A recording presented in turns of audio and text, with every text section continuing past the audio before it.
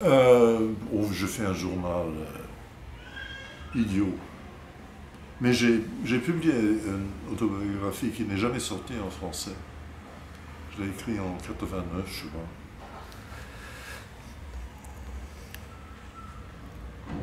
Donc c'est une autobiographie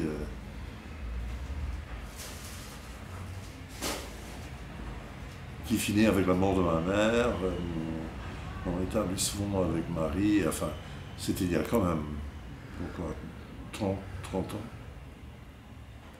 Mais 20 lignes par jour, c'était intéressant comme journal parce que je ne me rendais pas compte que c'était un journal.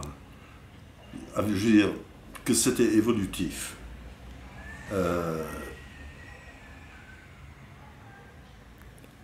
Sa raison d'être, c'était que j'étais bloqué dans la réécriture de cigarettes, qui m'a pris des années et des années. Et j'avais beaucoup de mal. J'ai fait 3 versions où chaque phrase était refaite. C'est quand même beaucoup de boulot. Et j'avais demandé à mon ex-femme d'être rédactrice, parce que c'est une très bonne rédactrice, Niki de Saint-Phal. Et Niki était paralysée quand elle a lu les 2 premières versions. Parce qu'elle savait que c'était de la merde. Et elle savait que si elle me le disait, je serais catastrophé. Alors, comme c'était quelqu'un qui, comment est-ce qu'on dit, corporisait, qui somatisait ses angoisses, à chaque version, elle s'est fait une pneumonie au moins.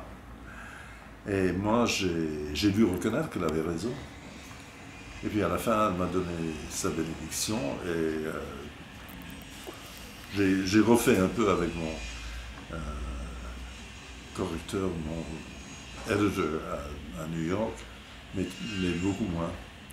Et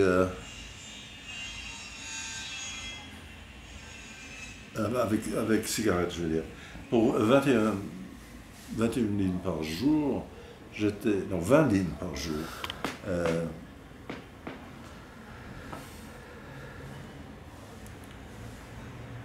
Dans la dernière version de cigarette, je me mettais à mon bureau à 9 h du matin, comme j'avais toujours fait. Et à 5 h de l'après-midi, je n'avais toujours rien fait. Je trouvais des raisons de procrastiner. Ah oui, j'ai oublié d'acheter des lacets de souliers, enfin n'importe quoi. Et puis à 5 h de l'après-midi, où c'était trop tard de commencer, j'écrivais. Et je me suis dit, c'est pas possible, je vais perdre une journée entière pour en sauver un peu à la fin.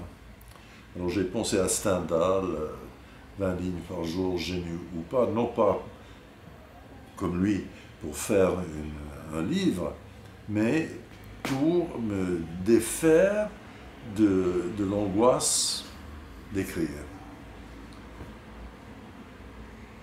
qui à mon avis existe tous les stages d'une carrière d'écrivain, pour différentes raisons. Alors je me suis dit, voilà, je vais écrire 20 lignes au moins, en me mettant à mon bureau, sur n'importe quoi. Et c'est ce que j'ai fait, et ça m'a beaucoup aidé, et j'ai pu reprendre le travail sans cigarette. Mais je pense que je mettais n'importe quoi, que j'écrivais sur n'importe quoi, et ce n'est que une fois le livre publié, que Hubert Danisch, tu vois qui c'est un historien d'art qui a écrit un très bel article là-dessus. Elle dit c'est un très émouvant journal de mon deuil pour Georges Perec. Et c'était vrai, et tout, ça devient très visible une fois qu'on le sait. Mais moi je ne le savais pas. Mais c'était quelque chose de très utile pour moi-même d'avoir fait ça. Et puis c'est pas un mauvais bouquin.